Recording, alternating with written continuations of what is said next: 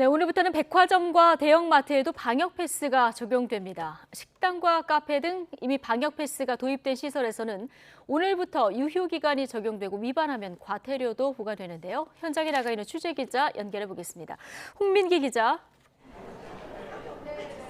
네, 서울 목동의 한 백화점에 나와 있습니다. 네, 자, 홍 기자 뒤로 지금 손님들이 보이는데 오늘부터는 백화점에도 방역 패스를 확인해야 들어갈 수 있는 거죠?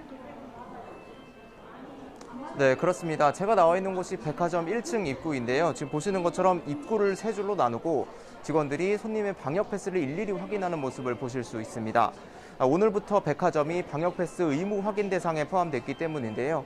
손님들 가운데는 백신을 아직 접종하지 않았거나 백신 접종 후 6개월이 지나면서 방역 패스에서 딩동 이런 소리가 나는 경우도 있었습니다. 이런 손님에겐 직원이 백신 접종 여부를 확인하면서 이번 주는 입장할 수 있지만 오는 17일부터는 입장이 금지된다고 안내하는 모습도 볼 수 있었습니다. 오늘부터는 이처럼 백화점과 대형마트에도 방역 패스가 확대 적용됩니다. 만약 백신을 접종하지 않았다면 48시간 안에 발급받은 PCR 음성 확인서를 보여줘야 출입할 수 있습니다. 3,000제곱미터 이상 대형마트와 백화점, 쇼핑몰 등이 대상인데 전국의 2,300여 곳 정도가 해당합니다. 다만 3,000제곱미터 이하 대형 상점과 슈퍼마켓, 편의점 등은 지금처럼 방역 패스 없이도 이용 가능합니다. 정부는 현장의 혼란을 우려해 이번 한 주 동안을 계도 기간으로 운영하고 오는 17일부터는 과태료를 부과하기로 했습니다. 다만 이번 조치를 두고 기본권 침해라는 논란도 여전한데요. 백신 미접종자가 기본적인 생필품을 살 권리까지 제한하는 건 부당하다는 겁니다.